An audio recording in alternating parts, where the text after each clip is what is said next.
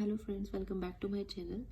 तो आज हम बात करेंगे अखंड ज्योत की, जो कि हर किसी के हिंदुत्व हमारी जो ये धर्म के अनुसार जो नवरात्रे होते हैं या कोई भी अपना फेस्टिवल होता है, किसी का कुछ किसी का कुछ, तो जो अखंड ज्योत घर में आप स्थापना करते हैं उसकी, तो वो कितनी महत्वपूर्ण होती है, कितनी एनर्जी पॉजिटिव एनर्जी वाली होती है, इसके बारे में आज मैं आपको बताना चाहूँगी। अब नवरात्रि चल रहे हैं और अधिकतर सबने अखंड ज्योत की माता रानी की कृपा से सबने कृपा माता रानी की कृपा सब पर हो और ये अखंड ज्योत का सौभाग्य सबको मिले और सबकी मनोकामनाएं पूर्ण हो। अखंड ज्योत स्थापित करने का जो महत्व है वो ये है कि 9 दिन तक, जो ये नवरात्रि जिन्हें कहते हैं, तो ये 9 दिन बहुत इंपॉर्टेंट और बहुत अच्छे और एक फेस्टिवल के रूप में हमारे जीवन में आते हैं। इस 9 दिन की जो महिमा है वो अपरंपार है। और इन 9 दिनों में जो घर में अखंड ज्योत जिसकी रहती है, पूजा प्रार्थना जो बहुत अच्छे से करते हैं, माता रानी का साया, माता रानी की कृपा उस घर पर, उस घर के लोगों पर हमेशा बनी रहती है। अगर आपका नया घर है तो आपको जरूर अगर आप नहीं करते हैं तो आपको जरूर स्थापना करनी चाहिए। ये पॉजिटिव एनर्जी देता है और जो घर से नेगेटिव एनर्जी होती है उसको दूर कर देते हैं। अखंड ज्योत जलाने का मतलब ये होता है कि दिन रात ये जो अखंड ज्योत जलती है, इससे जो आसपास का जो आपका एनवायरनमेंट होता है, जो एनर्जीज होती है हमारे घर में, वो पॉजिटिव रहती हैं और भगवान की कृपा हमेशा आपके घर पर बनी रहती है।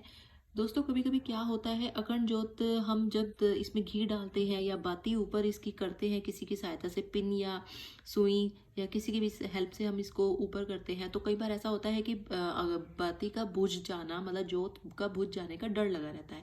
तो इसके लिए आप क्या करिए, साथ में एक एक्स्ट्रा एक आपका जो रोज का दीपक रहता है, माता रानी का नाम लेके वो दीपक जला लीजिए।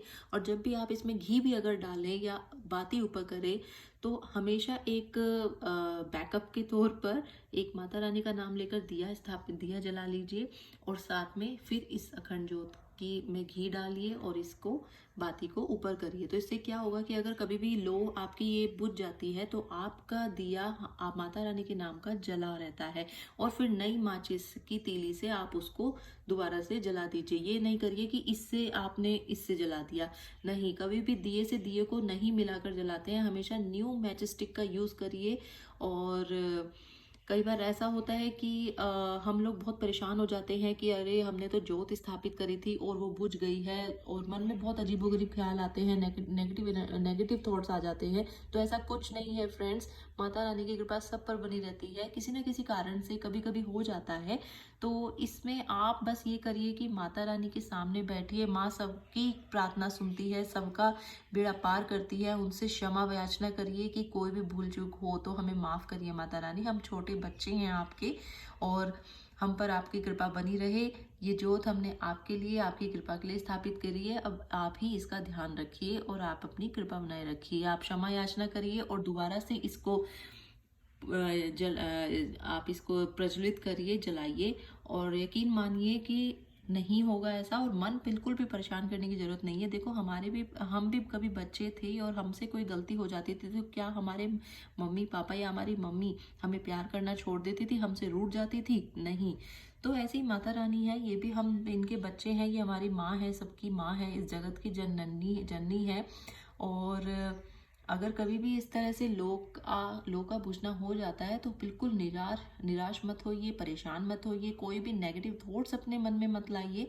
ऐसा हो जाता है, बस ये बैकअप के तौर पे जो मैंने एक चीज़ बताई है कि आप साथ में एक ये कैंडल ले लीजिए, कैंडल तो मत लीजिए, दिया स्थापित कर लीजिए। मैं जब भी इसमें घी डालती हूँ या ज्योत ऊपर करती हूँ, बाती ऊपर करने के लिए करती हूँ, तो मैं एक ये जो मेरा रोज का दिया है, इसे मैं माता रानी का नाम लेकर जला लेती हूँ। और साथ में फिर अगर ये कभी वैसे तो नहीं होता है, लेकिन अगर कभी बुझने का डर भी रहता है तो आपका दिया जला रहता है माता रानी के नाम का। तो सब खुश रहिए, स्वस्थ रहिए और माता रानी का नाम लेते रहिए। बोलो जयकारा शेरावाली साचे दरबार की जय। मिलते हैं किसी और वीडियो के साथ। Till then, bye bye.